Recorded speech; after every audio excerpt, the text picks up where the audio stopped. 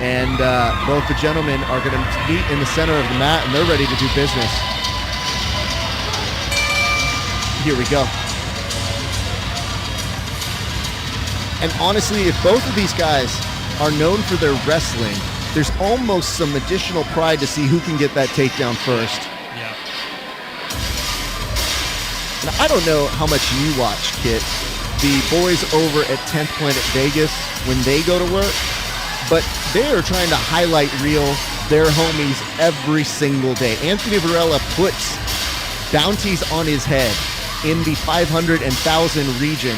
And you know, things happen just so that he can stay sharp, and that happens also with Brady here, who does duck underneath, doesn't quite get it. Ian has a front headlock, maybe a modified version here. He's trying to shuck him down, but Brady right back up. And because this is combat jiu-jitsu, this is going to be a 7-minute match. That's a long time to keep this pace up. Woo. Might see them slow down quite a bit. You know, the nice part is, Kit, because they are at the 145 region, they have no excuse to slow down. That's true, too. Sometimes deceiving when you watch them on screen, you don't realize how light they are. No, at 145, I say this: you better be fast, and if you do 3 sit-ups, you probably have abs. Gravity works different at that weight. Like, For sure. The heavier you get, the worse it gets. Absolutely. Fighting for the underhook here. Drags him down. Has some control. This is some good opportunities.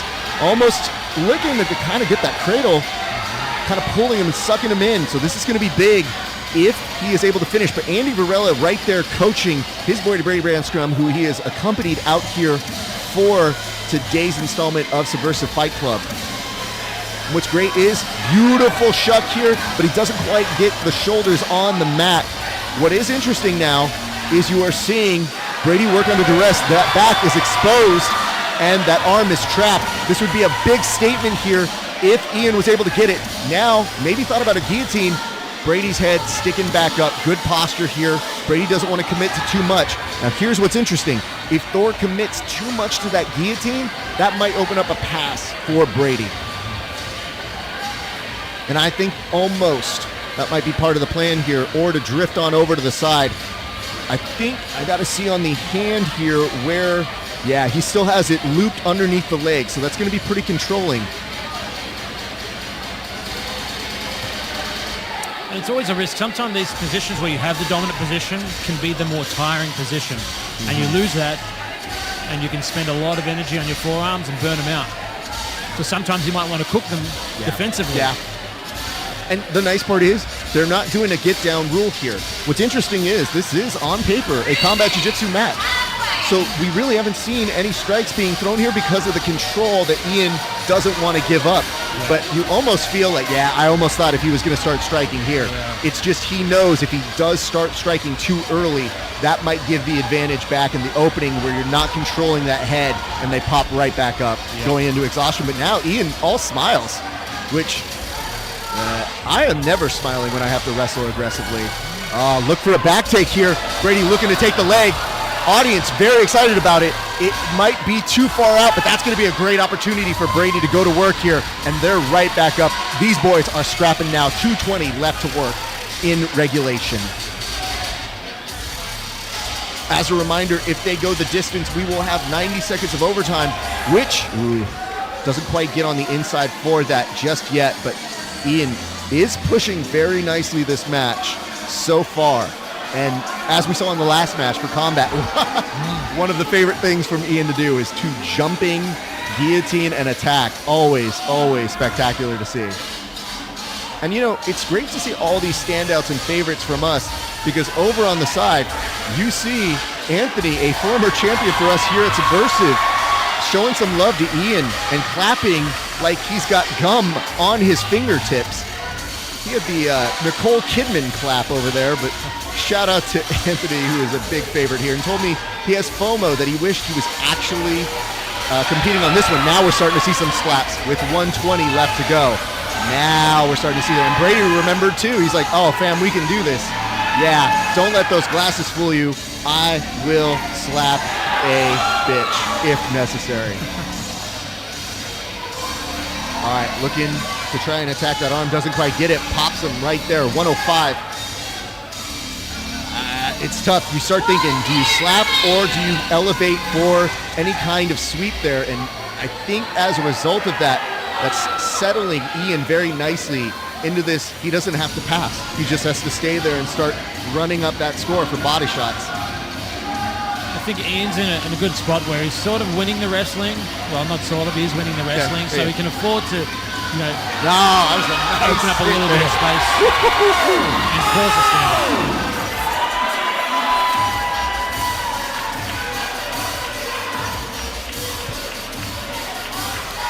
Nice. That's a guillotine attempt there by Ian.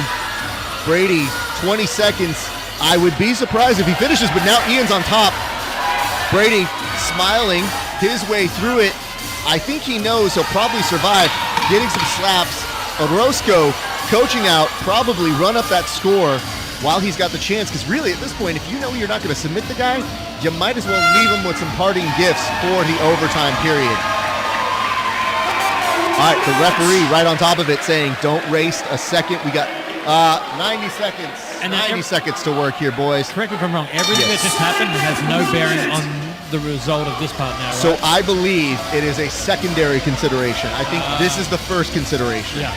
So just as a reminder, that clock I think is going to be a little inaccurate. I think it's a 90-second overtime period. But man, Ian, for going to work that long, is really coming through. Brady now on bottom. That's going to allow both of them to go to work on the slaps. Ian is fantastic with those underhooks. I agree. And you know what's great is both of these guys, when they have engaged on the slaps, they are the right kind of aggression to see for this rule set. They're doing it to try and open up one another, and it's not without its reason. It's with the purpose of trying to get that pass, of trying to advance, which is really the sport of jiu-jitsu and what we need on our side. Yeah, I mean, that's going to be an interesting one. Kit, I'm going to head down and talk to our winner.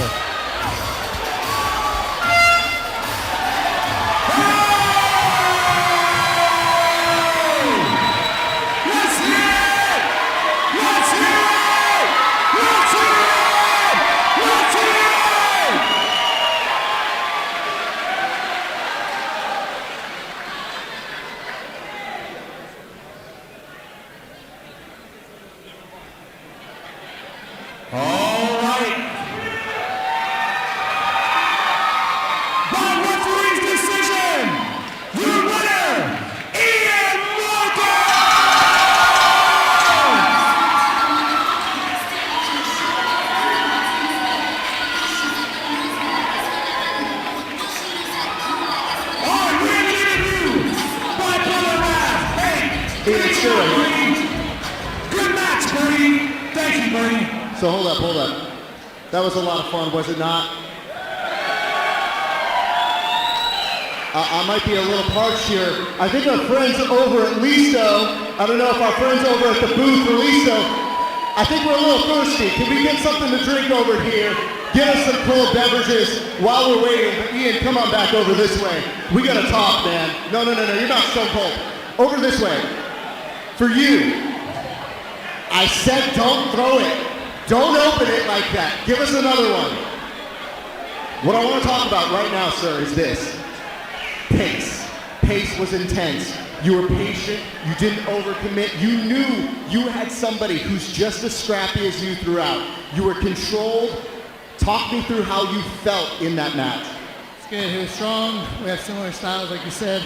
But hey, they don't call me the motor for nothing. Ian, you were really coming alive, especially those last couple minutes and in overtime. What was the mentality as you were entering a very specific rule set for overtime? I could just hear my coaches reminding me to pick it up, keep on moving. When I do that, good things happen.